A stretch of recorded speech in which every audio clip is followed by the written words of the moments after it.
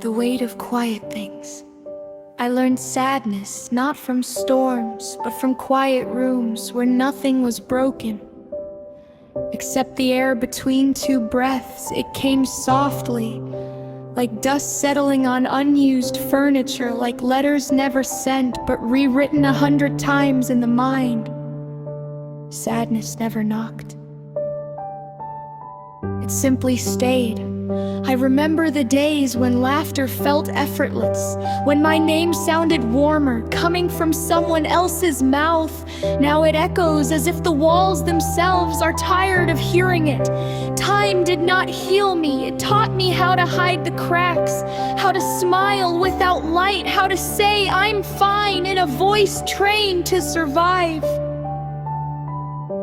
I became fluent in unfinished feelings. There are nights when the past walks in uninvited, sits beside me and asks questions I no longer know how to answer. Why did we drift? When did hope stop writing back? I trace memories like scars I never earned, each one a reminder that loving deeply often means hurting quietly. Some goodbyes never get the dignity of closure. They just fade, leaving silence to do the talking. I miss versions of myself that no longer exist. The one who believed people stayed, the one who trusted promises, the one who thought effort was always enough. Grief isn't always about loss. Sometimes it's about change. The world keeps moving as if nothing happened, as if hearts don't break.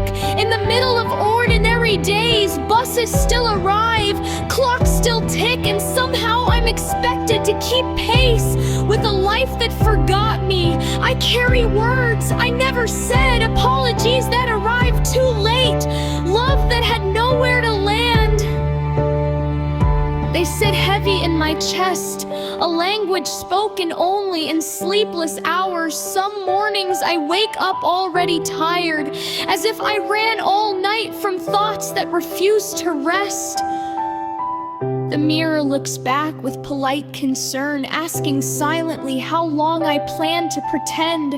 I don't cry the way I used to, tears have learned restraint. Now sadness leaks slowly, through pauses, through distant stares, through the way I go quiet when I should speak.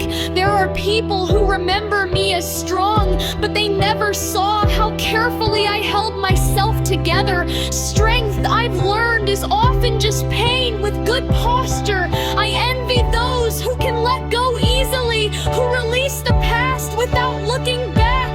For me, memories cling, not because they're perfect, but because they're mine.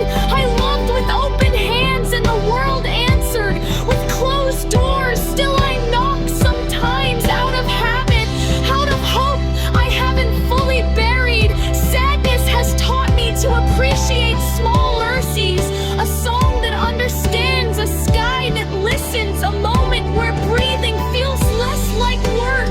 Even broken hearts learn gratitude. There are days when I almost feel okay, and that scares me more than the pain, because healing feels like betrayal to everything I once felt deeply.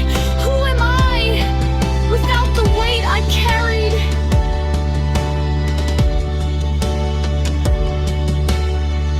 I wonder if the people who left ever feel the echo of me, or if I disappeared as quietly as I arrived. Some endings don't announce themselves, they just stop trying.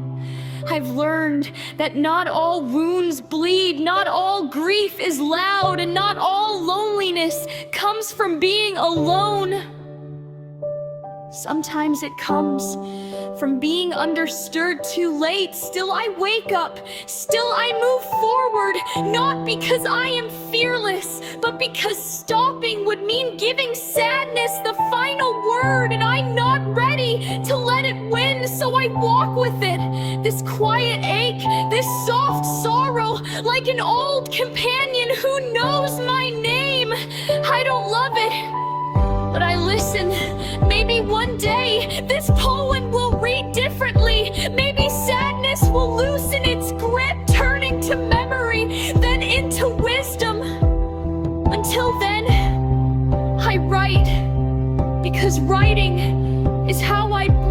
when the world feels heavy, how I remind myself that even broken voices deserve to be heard.